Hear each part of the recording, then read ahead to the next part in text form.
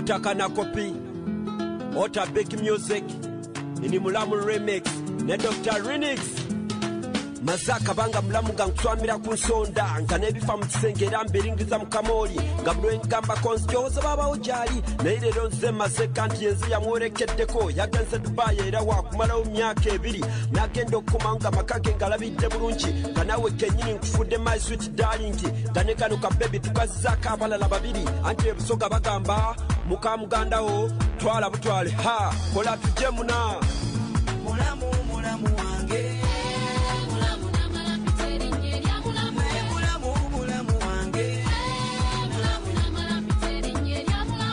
sembera nkusose kakama sapisa kono mupira nenywesa nalismainti mulalumye meme mulamu wange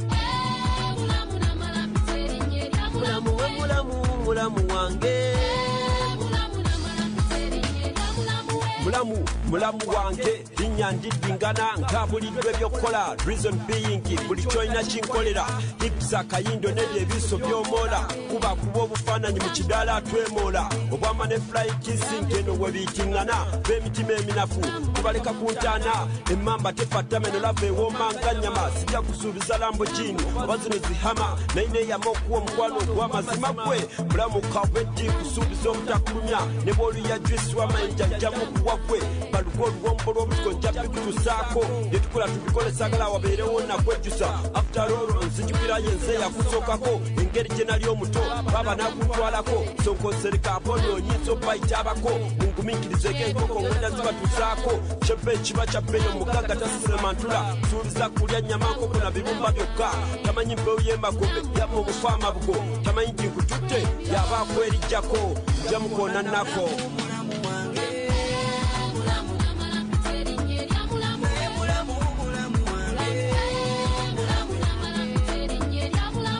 sembera nkusose kakama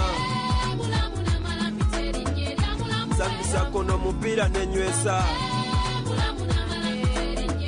nalismainti mulalumye meme mulamu wange mulamu wange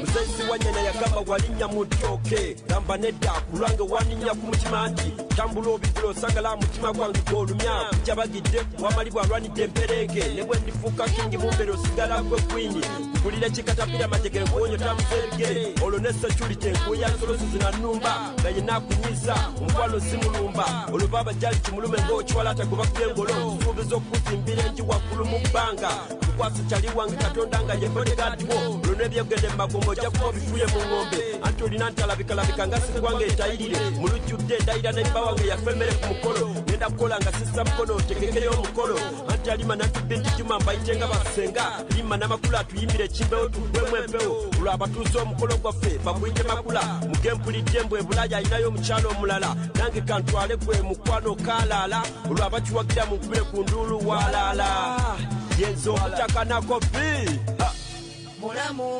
wange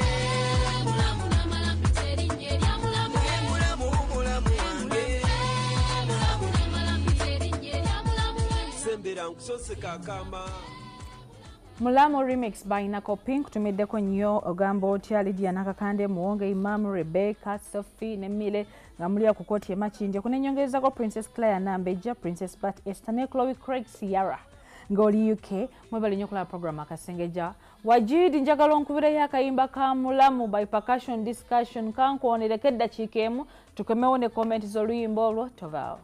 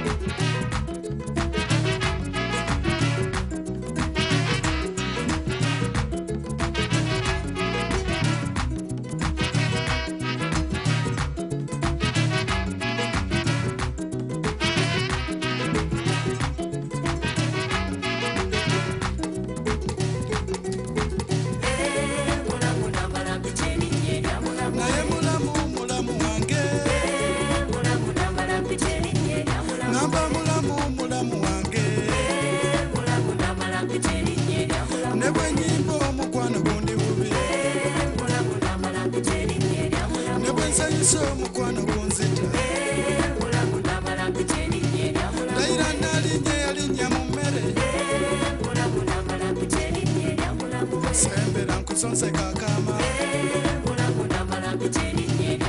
Zambia kono mpira nenywesa Zese yalira nebikasubi Naye mulamu wange Okay, oh, you're mulamu original version or percussion discussion. Ndabye mu face ya sala za wedi nensesa nnyo.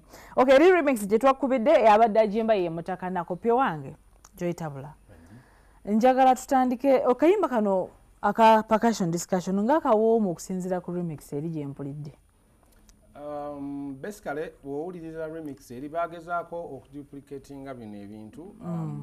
Ne problem je tubeera nayo wano Uganda kati tugamba tulina ekintu kye tweyingiza mu mutwe gwaffe naddala ba producer nti oluyimba bwe lutakoona gani kikoona nnyo nti olwo teruba ki Anti mbw abantu bye baagala.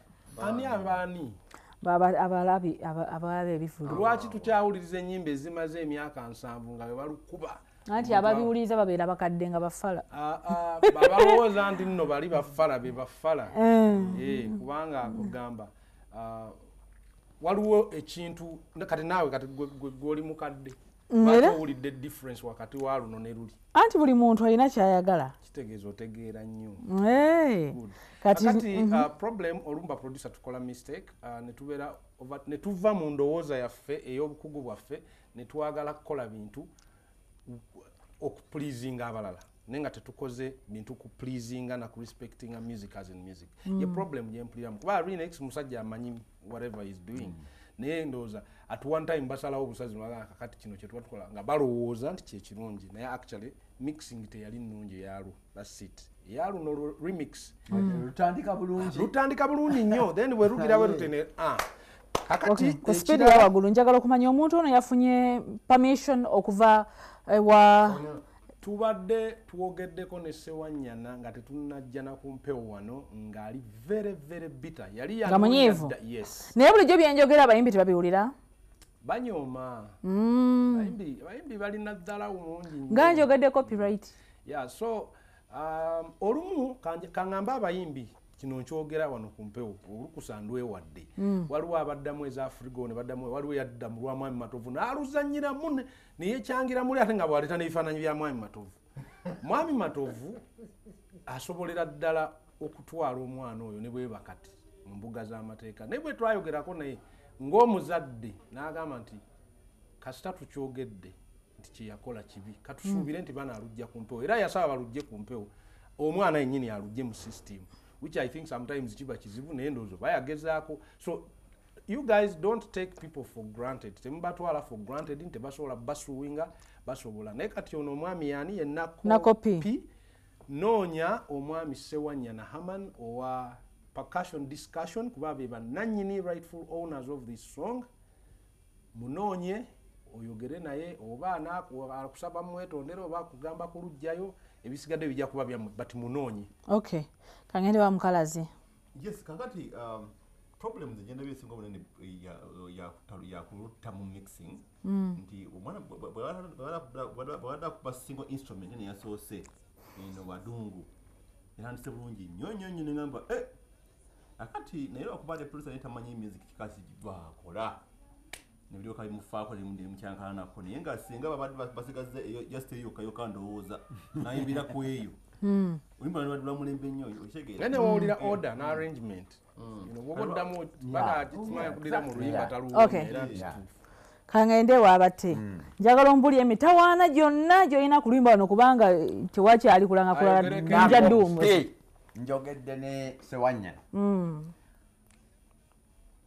bw'otaagende mulaba omusabe akusonyiwe ajja kukusiba ne pusi yagisibe n'akabwako olina abakakasibe n'emmotoka yagitwale n'abaana bakuddukeko n'awaka wooli wonna wonna ebintu babitwale nkwegayiridde bwegayizi bino bye muliko bye mukola ate omwana oba ntandika butandiise oba omwana bane music mulekerawo muzannyiramu muzanyira mu music mulowooza kiryawo kyakuzanyisa okwata oluyimba lw'omuntu N'ozanyira mu ssente ze. n'ozanyira mu ssente ze mu sweti ye kwoliko kuzanyira Kuba tomanyi oba ye yasasula okulumu wafunye manager akwali bakusibe anajjayo anakugira ssente meka miliyoni kale miliyoni 5 bazikusibe oba 10 onaakola ki